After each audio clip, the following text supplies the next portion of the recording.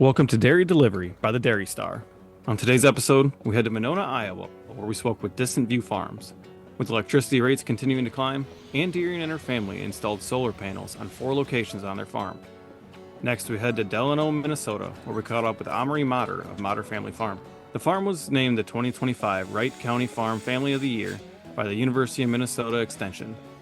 Next, we head to Sauk Center, Minnesota, where we got to speak with Lori Zimmerman. Lori won what she said was a once-in-a-lifetime experience, getting the chance to see George Strait in Boston after winning a contest on the radio. We wrap up today's episode in Columbus, Wisconsin at Sassy Cow Creamery. Sassy Cow held a day at the creamery helping raise money for the Adopt a Cow program and Second Harvest Food Bank of Southern Wisconsin.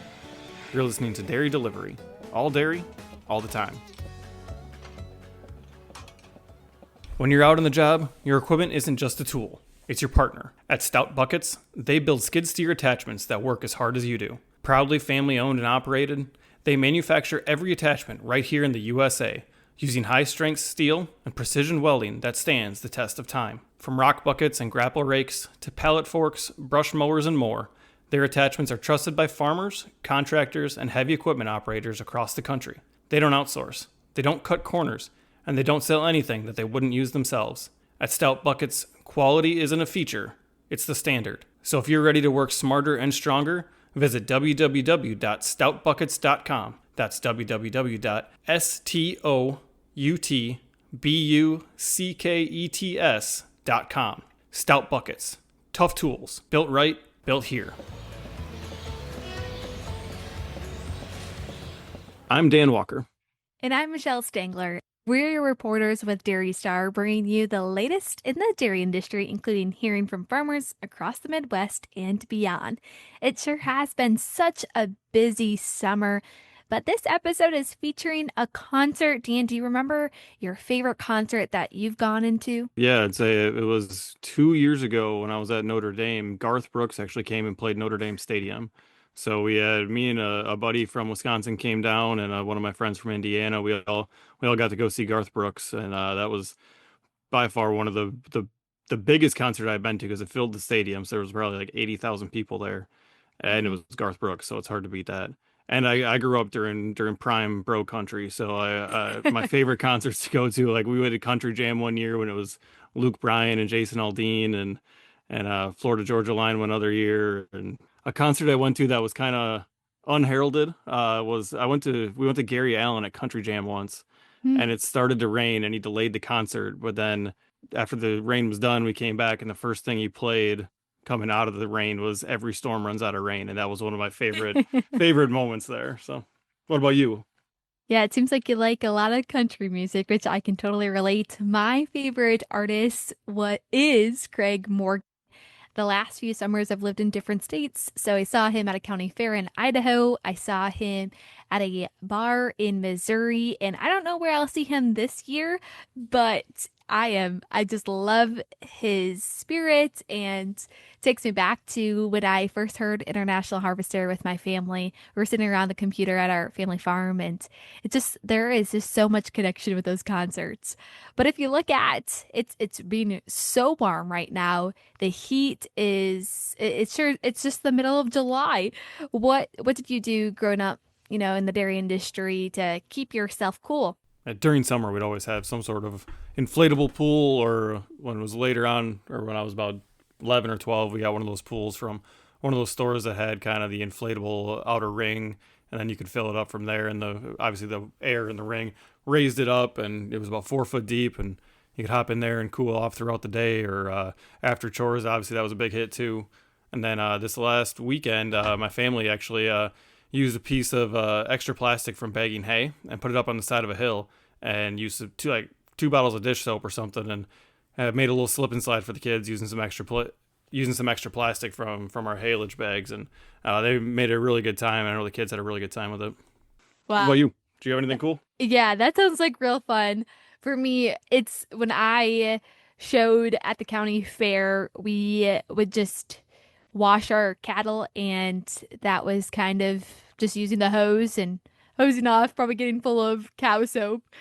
Nothing that cool, I would say, but summer is in full swing. There is a lot going on, and let's share about some of those stories we have in the latest issue of the Dairy Star. We start today's episode near Monona, Iowa. I had the chance to speak with Ann Deering at Distant View Farms. With electricity inputs increasing, Ann and her family decided to install solar panels at 4 locations around their farm. Since installation finished in December, Distant View Farms has seen a dramatic change in its electrical costs utilizing renewable energy. And recently, you guys just installed 4 sets of solar panels around your facilities. What sparked the interest in installing solar panels on your farm? Yes, we've tossed around the ideas for quite some time now. It seemed like every year our electricity bills continued to rise. We'd get the letter from the electric cooperative saying the rates were rising again.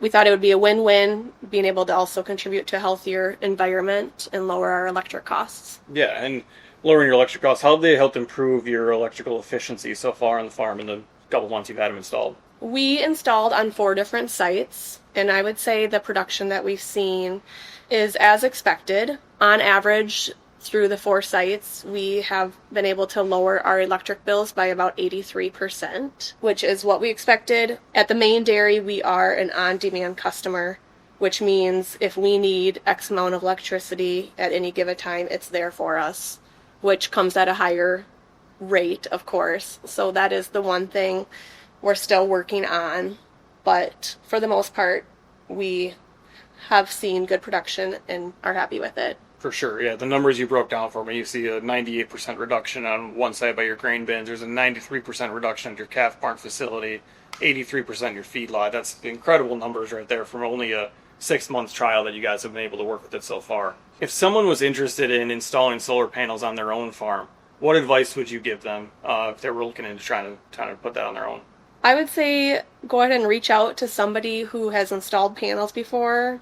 Ask questions. When you select your installer, just make sure you find somebody who's familiar with the solar, and they can be a huge asset to helping you plan out your design. They can look at your electric bills with you and figure out what fits your needs the best to make sure you have the best investment you can. Great. That's always good stuff when people can help you figure out where you could be more efficient and how to help break that down. Now, why do you feel it's important to work with renewable energy, solar obviously being the one we're talking about here, renewable energy on your farm for your kids? How important is it to be that example for other people in the area and that younger generation? Yeah, I think setting that example is very important. Our parents have always encouraged us to be forward thinking, to plan for the future. As farmers, obviously our long-term goal is hopefully there's another generation coming who's interested and can continue on. It has definitely proved to be a smart decision for us at Distant View Farms. It is an investment that will pay for itself, and it doesn't require any extra labor on our part. Got tough terrain to tackle? Rocks, roots, stumps, even tangled brush and stubborn debris? It's time to bring in the Stout XHD Root Rake Clam Grapple. This beast of an attachment is built for skid steers and designed to dominate. With dual or single extreme duty grapples and massive root rake teeth, you're locking in and going to work, fast. It doesn't just bite, it clamps, pulls, and clears with serious muscle. Whether you're reclaiming land, clearing fence lines, or just dealing with a mess that Mother Nature left behind, this grapple handles it all. Rocks? Gone. Stumps? Ripped out. Even hay bales. Yep, it's that versatile. And like everything they build, it's proudly made in Knapp, Wisconsin, by people who use this equipment every day. No fluff, no shortcuts, just American-built toughness, ready for real work. So if you're ready to clear more, lift more, and work smarter, grab the Stout XHD Root Rake Clam Grapple today at stoutbuckets.com. Read all about Distant View Farms and their experience installing solar panels under the headline Sunny Future at Distant View Farms on dairystar.com. For our next interview, we speak with Anne-Marie Motter at Motter Family Farms in Delano, Minnesota. The Motter family was named the 2025 Wright County Farm Family of the Year. The sixth-generation farm milks 65 cows while raising beef, calves, and harvesting maple syrup even to make a variety of goods. So on our farm currently, it's established in 1856. My husband, Paul, milks cows and does a lot of the chores and daily operations of the farm. My father-in-law, Dan, who we just transitioned the farm from last year, is still very much part of the farm, active doing daily chores, although tractor work and just they're busy all the time. And then we've got two boys that do chores and help around the farm as well. Ben and Alex, they're 10 and 12, so they're lots of busyness for only a few people. For sure. And then tell me about your maple syrup operation that you guys also do. Yeah, we started that 8 or 9 years ago because I have food allergies and I wanted to find something that was delicious and healthy. That's hard to do these days. So we stumbled upon maple. There was free taps on Facebook Marketplace, and I was like, "Hey, let's do this." And my hubby, in all his wisdom, was like, "No, we don't have time for that." So we ended up tapping trees because I wanted to. We didn't end up even using those free taps on Facebook. We got ones that are in style or not outdated like those were. But this has turned into kind of a passion obsession. It's grown every year. We've got 8 different maple syrups and maple mustards, maple sugars, maple candies and confections, and it's kind of become its own business. And then, so you guys this year are the Wright County Farm Family of the Year. So tell me how that makes you guys feel. I mean, Yeah, it's a wonderful honor, especially transitioning from a generation here as we are this year. It's been great to honor my father-in-law's legacy and all the generations before him as well. And so my children will be seventh generation on this family farm. So there's a lot of pride and memories and generations built. for sure. And then as there's fewer dairy farms around and in Minnesota kind of as a whole, how do you feel being a dairy farm and being able to represent your county, but also representing the industry as well? Yeah, dairying is a hard industry to be in, but it's something that is also something we're very prideful for. The small family farms are kind of coming back and making a resurgence, maybe with popularity in people buying consumer goods. They want to support the small dairy farms and things like that, as they're actually harder to come by. So it's really great to be honored for all of the things that we do here: the beef, the dairy, the maple, in its entirety. Perfect. And how many cows do you guys milk? We milk about 65, and we've got calves and beef on top of that. So, yeah, it's a small operation. Gotcha. Perfect. And then as far as crops go, what do you guys have? Mostly, we grow everything that the cows are fed here. So we're doing things like corn and hay for them primarily, but we do also cash crops, corn and soy, since those have to be rotated every year. Need more bite from your machine? Track claws are the ultimate bolt-on solution for added traction and grip on your compact track loader. Whether you're working in mud, snow, or uneven terrain, track claws lock in the power, reducing slippage and improving control without damaging your tracks. They install in minutes and transform your machine's capability instantly. Tough conditions? No problem. Get a grip with track claws. Available now at stoutbuckets.com. That's www.stoutbuckets.com. Read all about Mater Family Farms under the headline A Family Mater at dairystar.com. Now, it's a little bit tricky there. Mater is actually spelled Matter, but they pronounce it Mater, not Matter. So it looks like Family Matter, but it's a Mater. So again, the headline, A Family Mater at dairystar.com. Clever work by our writer Ray Lansrath there. Signing up for a radio show giveaway was a good place to start for Lori Zimmerman of Sauk Center. Zimmerman won tickets to see George Strait, known by many across the country and myself as the king of country music, in concert in Boston, Massachusetts. Hear from her as she recounts when she won after milking cows and flying across the blue clear sky to see the country concert live at Gillette Stadium. So then when you got the big call, what were you doing? We just finished milking cows. So Mike and I, we took the radio from the parlor and brought it into the office in the barn. And we're sitting there eating breakfast and just waiting. And I thought it was a live call. So we were listening to the radio and they played a George Strait song and my phone started ringing. And I was like, oh my gosh. I had their number. I request songs a lot in the mornings. Sure. When the kids were milking. So I had the number. So it came up KIKV. And I was like, oh my God. I said, Is this it? ran outside and I answered and yeah, it was It was them. And then Daisy and Holly were in the parlor washing, and so they came running out. So while they're talking to me and I'm trying to answer, they're like dancing around and being all excited and stuff. And Mike is walking over to me. He's clearly excited, but at the same time, he pulls out his phone and he starts texting right away, finding somebody to do chores because we won. And Right. yeah. Obviously, he wanted to go with too. Right. Well, there's nobody else I would want to take, but at the same time, it's farming, so Mm-hmm. you know, and it's summer, so you would think that it'd be easy to find people, but not necessarily. Everybody's got stuff Everybody's going got on. stuff. Yeah. So, but that was actually the easy part. We found quite a few people. Or he found quite a few people right away. So Oh, good deal. Good we deal. were like, can't really commit to this day or that day, but like, you know, because they called, and then somebody else called me later on to actually like set up the trip, and Oh, sure. So Sure. that's So when they we were called you to announce that, and tell you Yeah. you're the winner. yeah. Probably just got like your basic information.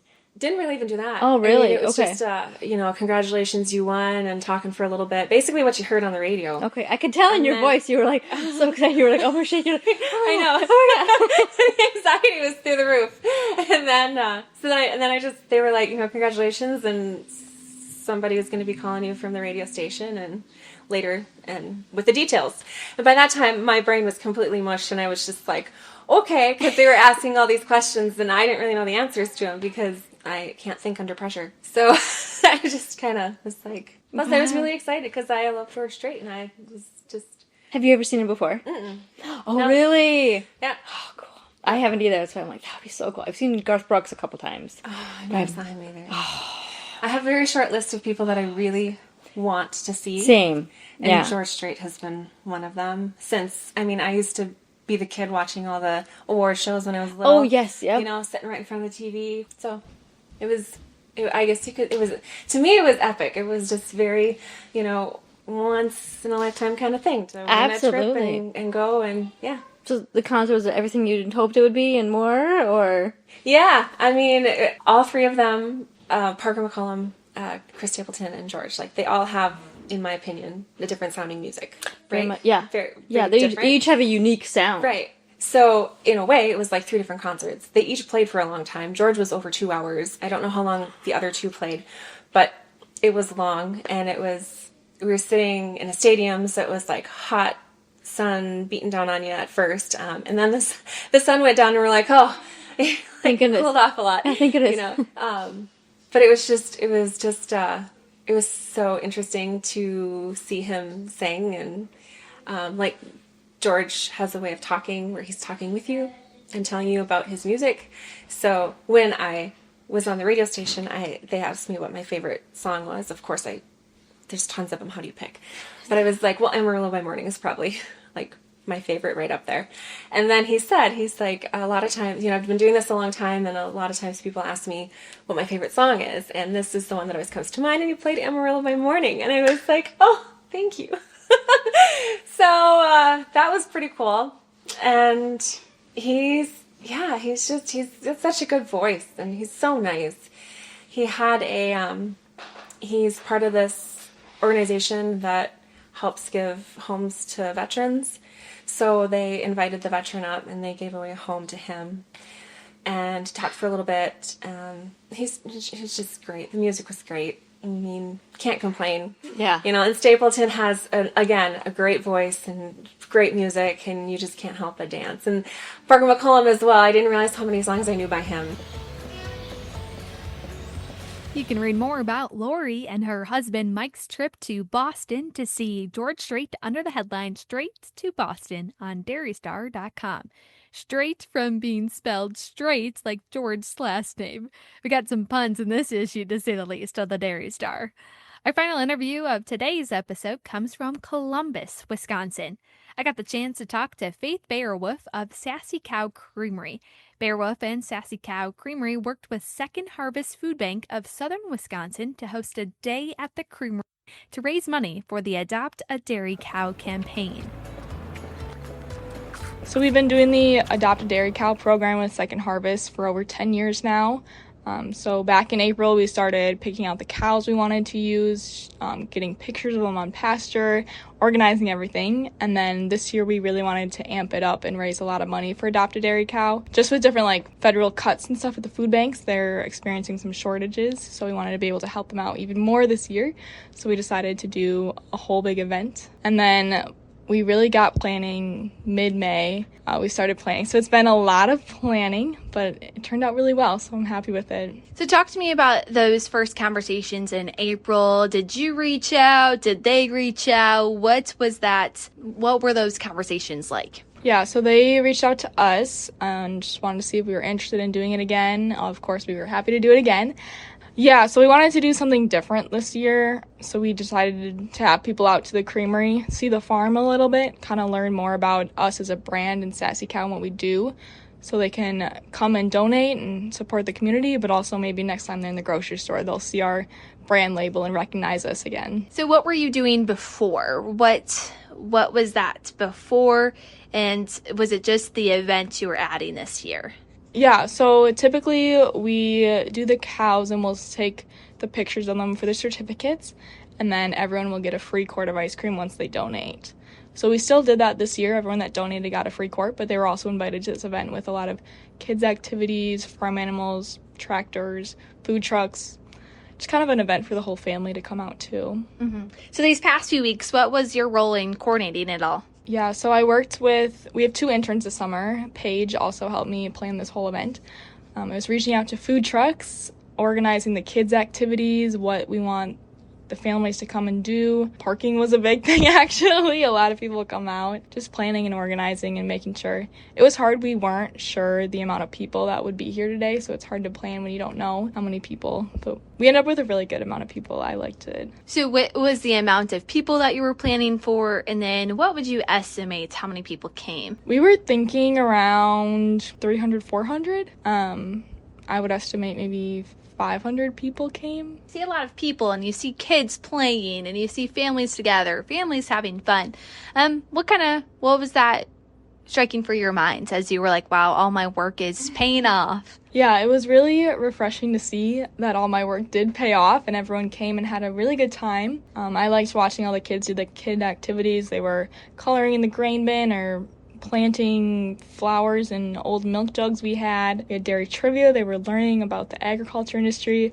Some of the kids watching them like play with the goats and calves, it was like their first time seeing a farm animal, and they were just lighting up and going crazy. And some were really scared of the goats and started crying. But it was really good to give them that exposure, what we do here. And this is in part kind of serving a larger purpose, a bigger picture of helping make sure that other people have the option of getting milk, and that you're not facilitating the whole process. That's where Second Harvest comes into play. But why is service so important to, let's really start with you before we get why is service important to Sassy Cow? Why is service and volunteering and giving, maybe at a discounted price, whatever that might be, why is that so important to you as Faith? I grew up in 4-H and FFA, very active, and that was just kind of the core values in those clubs is service and community. I always love giving back. I'm very fortunate to grow up on a farm and kind of see how everything works in the dairy industry, so I love giving back and educating people about that and just making sure we're all happy in our community. Story and kind of be that facilitator at the end of the day. So as you look at Sassy Cow, of course, you all are trying to continue to get more people to probably consume some of your milk, but why is service important to Sassy Cow as you think about the families, like your family, that's behind it? I'm sure Chris mentioned, but milk is the least donated item to food pantries, so it's often hard for those food pantries to find milk, and milk is so important, especially in Wisconsin, so we really want to make sure that everyone in our community has access to milk. As you think about the cows that you choose, was that you're kind of deciding like, oh, this is a cute cow, let's choose this one? Like, what was that process of choosing the cows that were going to be adopted? Yeah, I went out to the pasture one day and just started taking pictures of a ton of cows. Some are more photogenic than other cows. I really wanted to get some good pictures of a variety of cows. We have a variety of breeds on our farm, so I wanted to showcase that. as well as some are laying down in the pictures, some are standing up. So I just want to show a variety that you would walk out and see on a typical pasture day. And did you choose the names? Did they already have names? I'm dying to know. I chose the names and the descriptions. I had some fun with those. Some of my favorite things like s'mores, Bucky. I go to school at UW-Madison, so I had to throw some Madison stuff in there. Jamie I chose because that's my dad's name and he's in charge, so I had to put him in there a little bit. Glinda, I just watched Wicked that morning, so I had to do Glinda. They were all random, and I just had some fun with it. And now today, you're kind of seeing that, and they were also displayed on a website all month long in June. What was that like? Did you hear some of those names when you were walking around here today? Yeah, I saw them on the posters, and then everyone had their certificates with the names and cow pictures I took, and it was kind of fun to see that, I had taken those pictures, I had named them, given them descriptions, spent the time, so it was really fun to see that followed through on those certificates and everything. Catch up on the day at the creamery under the headline Adopt a Cow Benefits Food Bank at dairystar.com. We'd like to thank today's sponsor, Stout Buckets. When you're out on the job, your equipment isn't just a tool, it's your partner. Proudly family owned and operated, Stout Buckets manufacture every attachment right here in the USA, using high-strength steel and precision welding that stands the test of time. From rock buckets to grapple racks, brush mowers, and more, their equipment is trusted by farmers, contractors, and heavy equipment operators across the country. So if you're ready to work smarter and stronger, visit www.stoutbuckets.com. As always, we have a ton of great reading material in this week's Dairy Star. Our next issue is the photo issue, so you'll see a lot of photos in that next issue. Other articles to be on the lookout from this past issue include one on transitioning manure to methane.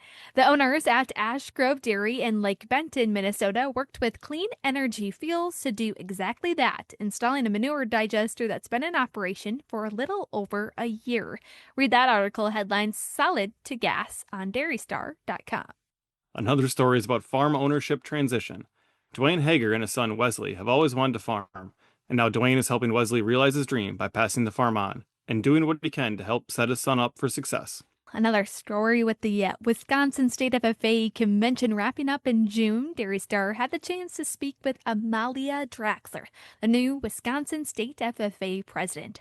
Draxler will be serving her second term as a state officer, previously serving as the Section 2 state vice president. Draxler is the fourth generation of her family to be part of the Glenwood City FFA in northern Wisconsin. Read more about her experiences and dairy connection with her story headlined Impacting Through Service. And finally, we get to hear our farmers talk about their experiences with dairy promotion in this issue's Our Side of the Fence. Read about different experiences farmers have had working with dairy promotions individually, as well as collaboratively, and what ideas others have on how to promote dairy and dairy farming.